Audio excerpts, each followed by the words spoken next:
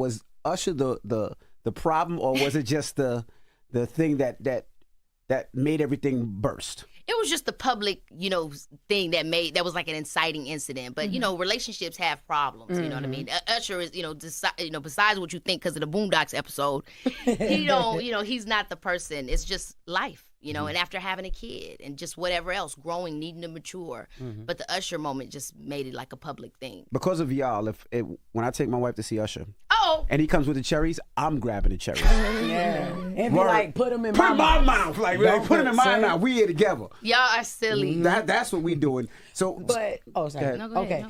but so you broke it down. Obviously, it wasn't just the Usher because we've been listening to the music, and you get like to it. You know what I mean? Like we, Lauren, the tracks, the one where she, it's a lot of them. The one she was one particular one, the Stedman one. The one she I want to know. Well, I think they're talking about, what was the first, off script? Off script. Yeah. So when you start with off script, which I thought was an ironic play on your life, because we've seen you so scripted and so that we think so well put together. You're right. No, but this was the first time where we're like, wait, what's happening with Keke Right. Palmer's life? What's Right. going on right now, right?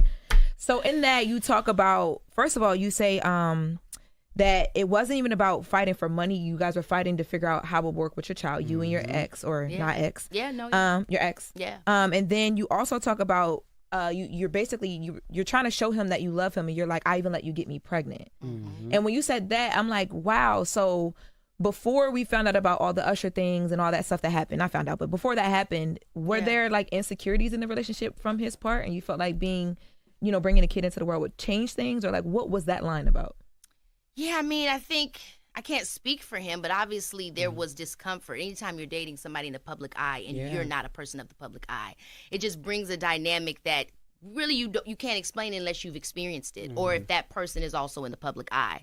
And then when I said the thing about my son, it's like,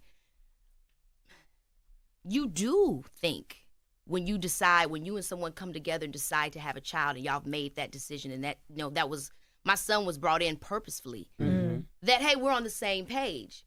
But it doesn't mean that. And I think even more so after you have a kid, you start to see things that maybe you didn't see the way you saw them before. Yeah. Right. It almost opens up whatever insecurities you have, whatever insecurities they have, because you go from being a 1 to a 2 and now a 3. And so, I think, having a child, it really will test the relationship and show you who you have to be to show up for that child. You felt like you had to prove yourself in a relationship, just like, because you are a star, right? You are in the public eye.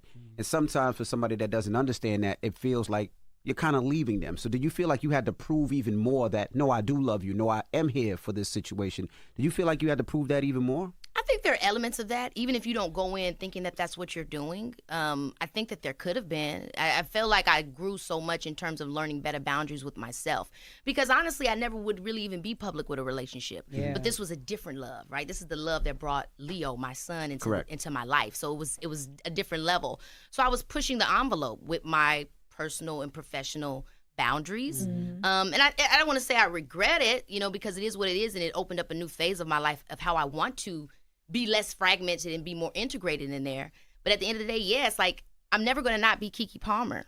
I can't turn it off. It's not a costume that I can remove. So it's going to always kind of be a thing that whatever relationships I have are going to have to understand or work around. You got that line in there that they mentioned that you thought he was going to be your Stedman. Okay. Right. Because when my dad heard that line, my dad said, it was a good role. I mean, all he had to do was be Stedman. That was it.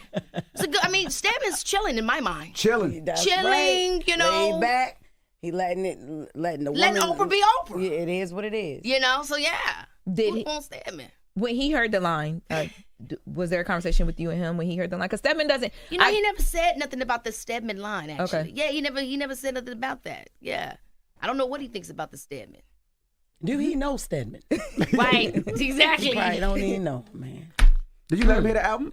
I did. And what was his that's what I want to know. He was happy for me. He was like, I'm glad you're transmuting. I mean, he didn't use those words, transmuting, but he was like, I'm glad that you're telling your story and you're allowing yourself to be more open in your music in a way that you weren't before. And I don't know that I would even know this part of myself without this experience having not happened. Right. Even though it wasn't on script. Right.